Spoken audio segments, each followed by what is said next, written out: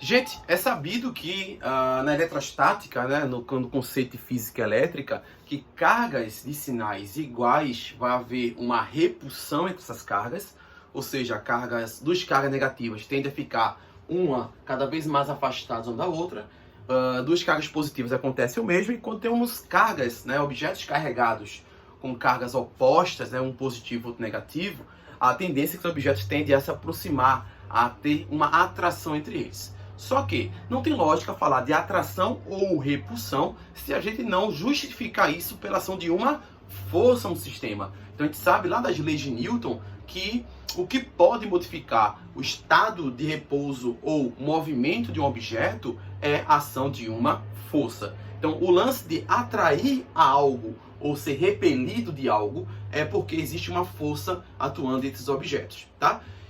Geralmente, né, esse lance de atração e repulsão entre cargas não precisa efetivamente os objetos estarem tocando no outro. Mesmo a certa distância do outro, você percebe essa interação de atração ou de repulsão dos objetos, mesmo estando um a uma certa distância do outro. Essas forças que atuam dentro dessas condições são chamadas de forças de campo, tá? A força gravitacional, por exemplo, é uma força de campo. Então, a gravidade da Terra, a força gravitacional, né, entre o meu piloto e a Terra, está atuando nesse momento, sem necessariamente o meu piloto estar em contato com a Terra, beleza? Mas quando ele trata de força de interação entre cargas elétricas, nós estamos falando de uma força de natureza elétrica, ou chamada popularmente de força elétrica, tá bom? O primeiro físico que trabalhou ou conseguiu gerar uma equação matemática, uma lei que descreve esse comportamento, foi o físico francês chamado Charles Auguste de Coulomb, lá no século XVIII, mais ou menos. Então, o Coulomb, ele fez um experimento de balança de torção, tá?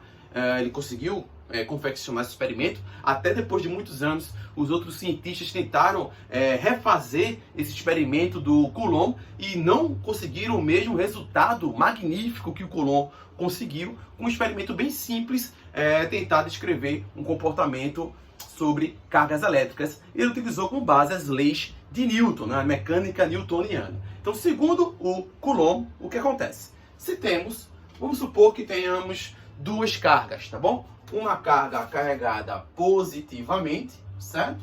Que nós vamos batizar essa carga de Q1, lembrando que Q é a simbologia que a gente usa para carga elétrica, então tem uma carga positiva Q1, e a uma certa distância dessa carga positiva Q1, existe uma carga negativa Q2, né? Ou com uma certa quantidade de carga Q2. Q1 e Q2 são dois objetos carregados, um positivamente por ter perdido elétrons e o outro negativamente por ter ganhado elétrons de alguma forma, beleza? Bem, segundo Coulomb, o que vai existir? Entre os objetos que possuem sinais opostos vai haver uma atração a esses objetos. Então os objetos tendem a se aproximar um do outro, se mover um para perto do outro, vamos dizer assim, né?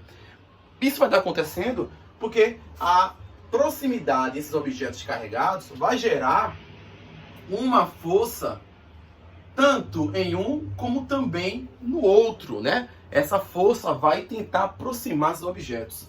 Então eu vou dizer que existe uma força F puxando esse objeto para a direita e eu tenho uma força F puxando esse objeto para a esquerda. Ô Rodolfo, por que tu não colocou F1 e F2, ou força da carga 1 e força da carga 2, simplesmente F? Porque, gente, o Coulomb ele chegou à conclusão de que essas forças são iguais. A interação entre essas forças tem a mesma intensidade. Isso está dentro da terceira lei de Newton, lei da ação e reação. Segundo lá o Newton, um par de forças, ação e reação, elas precisam ter a mesma direção, a mesma intensidade, só que sentidos o quê? Opostos. É o que acontece aqui. Nós temos duas forças na horizontal, ou seja, são da mesma direção, possuem a mesma intensidade, o mesmo valor, tá? Só que são de sentidos opostos. Uma aponta para a direita e a outra aponta para a esquerda. Então, isso é o que acontece quando tem dois objetos de cargas de sinais iguais. O que aconteceria se fossem dois objetos de cargas aqui diferentes, né, de cargas iguais, que eu vou chamar de Q3 e Q4, a única diferença entre esses dois é que em vez de haver uma atração, vai haver uma repulsão. Então esse cara aqui vai tentar se afastar um do outro. Então minha força aqui, ó, vai tentar se afastar um do outro. Vou chamar também de F' e F', porque essas forças são de mesma intensidade e isso sempre acontece. Beleza, gente? Então, o Coulomb, ele chegou à seguinte conclusão matemática. Ele falou o seguinte, ó, a intensidade dessa força elétrica é diretamente proporcional ao produto das cargas, né? Produto que não sabe multiplicação, Q1 vezes Q2. Tá? Então vai depender do produto, a multiplicação de Q1 sobre Q2.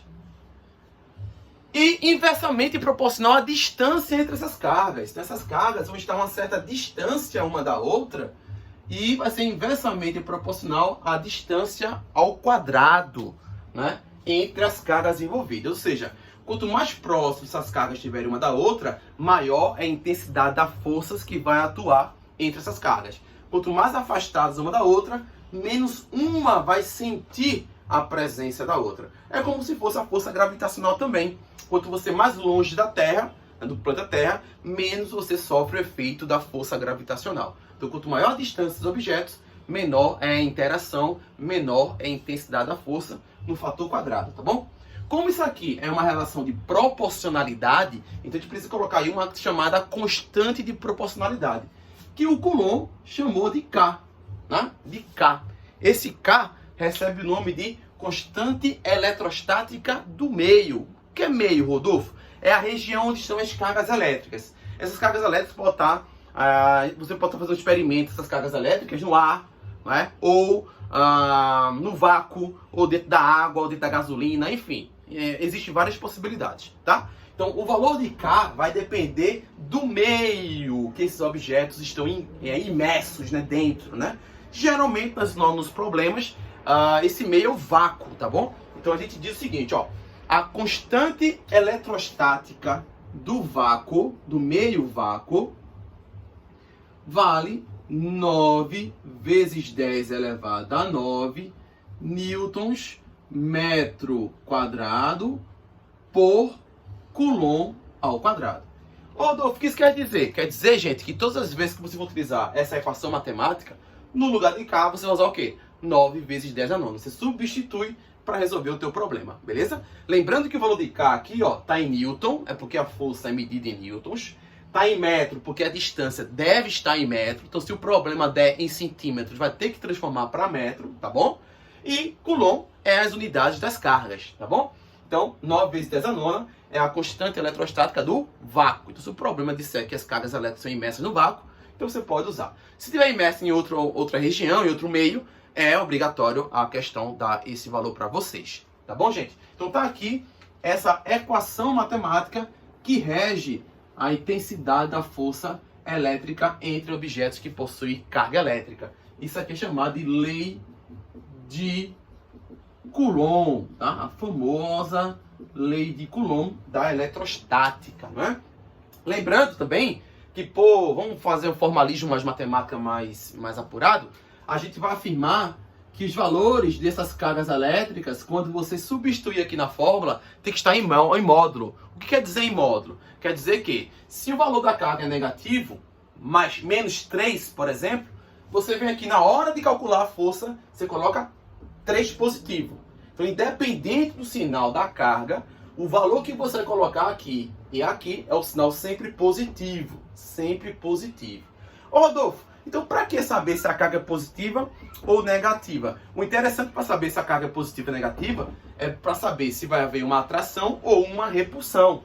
Lembrando que força é uma grandeza vetorial. Então, é interessante saber qual é a direção e qual é o sentido. Ou seja, saber para onde aponta essa força para assim você fazer os seus devidos conclusões matemáticas, enfim, do teu conceito. Beleza, gente? Então, tá aqui a famosa lei de Coulomb. Na hora de substituir, coloca sempre o valor positivo. Saber se a carga é positiva ou negativa é para saber como é que os sentidos e as direções das forças envolvidas no sistema. Lembrando que eu coloquei aqui 2 cargas, mas podem ter mais cargas aqui no sistema. E o cálculo é sempre de 2 a 2. Rodolfo, se aqui houvesse uma terceira carga, Seria Q1, Q2 vezes Q3? Não, gente. Aí o sistema seria de outra maneira e depois eu explico para vocês como é que se resolveria uma questão com mais de duas cargas envolvidas no processo. Outro detalhe é o seguinte. Suponha que eu tenho uma carga aqui positiva e uma carga aqui negativa, tá bom? Ô Rodolfo, como é que vai se comportar? Como é que eu vou apontar aqui a força que atua entre os objetos, né? Eu posso colocar a força em qualquer lugar, de qualquer jeito, apontando para qualquer lado? Não, gente. A força entre duas cargas são sempre forças que estão na mesma linha que liga as cargas. Como assim, Rodolfo? Ó, eu tenho duas cargas, né? Passa uma linha imaginária passando por elas. Pronto, você liga uma linha de uma carga a outra, obrigatoriamente as forças de atração ou repulsão têm que estar sobre essa linha. Como essas duas cargas são positivas, o que vai acontecer? A negativa vai puxar a positiva com uma determinada força e a positiva vai puxar a negativa também com a mesma força. Rodolfo, eu preciso calcular isso aqui duas vezes? Não, gente. Se tu usar essa fórmula para encontrar esse cara, é porque esse cara é do mesmo valor, tá bom? Perceba que as forças estão sobre a linha que liga as cargas. Nunca vai acontecer o fato, por exemplo, de ter uma carga positiva ou negativa e uma força de atração ser assim e a outra ser assim. Perceba que as forças aí estão tortas, estão fora dessa linha imaginária que liga as cargas elétricas. Então não pode existir isso aqui, tá? É sempre sobre a linha que liga as duas cargas. Tranquilo, gente? Beleza? Então força medida em newtons, distância sempre em metros e os valores da carga vai depender do problema. Tranquilo? Então, próximo vídeo eu vou falar um pouquinho sobre a ideia de como é que eu posso calcular a força quando existem mais de duas cargas envolvidas. Beleza? Então, até a próxima e qualquer dúvidas, deixa aí no comentário que o tio Rodolfo aqui responde.